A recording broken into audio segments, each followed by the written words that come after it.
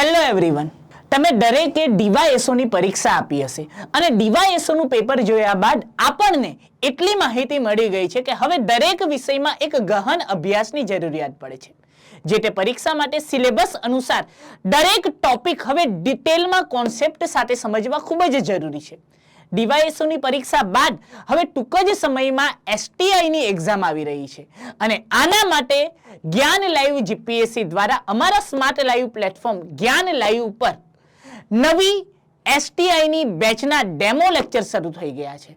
નવી એસટીઆઈની batch SSP અર્થાત special selection programme અંતર્ગત એસટીઆઈ 2.0 બેચ 15 સપ્ટેમ્બરના રોજ શરૂ થાય છે.